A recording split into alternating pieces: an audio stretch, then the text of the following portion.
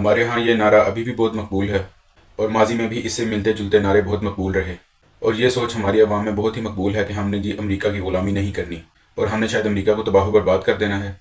ہم نے امریکہ کی آنکھوں میں آنکھیں ڈال کر دیکھنا ہے۔ تو اسی میں ایک پہلو یہ بھی آتا ہے کہ لوگوں کو اس بات پر بہت غصہ چڑھتا ہے کہ امریکہ نے کچھ ملکوں پر پابندیاں لگائی ہوئی ہیں، تو لوگ اس بات پر غصہ کرتے ہیں کہ امریکہ کون ہوتا ہے کسی پر پابندیاں لگانے والا۔ تو بھائی بات یہ ہے کہ ہر ملک جس پر بھی چاہے پابندیاں لگا سکتا ہے۔ مثال کے طور پر آپ نے 2-4 سال پہلے انڈیا سے تجارت پر پابندی لگا دی، اسی طرح آپ نے اسرائیل پر پابندی لگائی ہوئی ہے، آپ کے پاسپورٹ پہ بھی لکھا ہوا ہے کہ یہ پاسپورٹ سوائے اسرائیل کے ہر جگہ کے لیے قابل استعمال ہے۔ تو یہ پابندیاں لگانے سے آپ کو تو کسی نے نہیں روکا، آپ بھی یہ پابندیاں لگا سکتے ہیں۔ اصل مسئلہ جو آتا ہے وہ یہ آتا ہے کہ کس ملک کی پابندیوں سے کسی دوسرے ملک کو یا دنیا کو کتنا فرق پڑتا ہے۔ تو اصل مسئلہ یہی ہے کہ اگر امریکہ کسی ملک پر پابندیاں لگا دے تو چونکہ پھر امریکہ کے ساتھ تقریباً تمام مغربی ممالک بھی آ جاتے ہیں، Europe, Australia, Canada, Japan, Korea وغیرہ، اس طرح کے ترقی یافتہ ملک بھی امریکہ کے ساتھ ہی ہوتے ہیں۔ تو پھر جس ملک پر پابندیاں لگی ہوتی ہیں اس کے عوام کی زندگی بہت تنگ ہو جاتی ہے، ان کے لیے زندگی کی سہولیات تک پہنچنا مشکل سے مشکل ہوتا جاتا ہے۔ لیکن دوسری طرف پاکستان یا ایشیا سے اور کمزور ملک اگر کسی ملک پر پابندی لگا بھی دیں تو اس ملک کو کوئی اتنا خاص فرق نہیں پڑتا۔ تو اس لیے بجائے امریکہ کی پابندیوں پر امریکہ کو کوسنے کے، آپ اپنی ترقی اور اپنی اکانومی پر توجہ دیں۔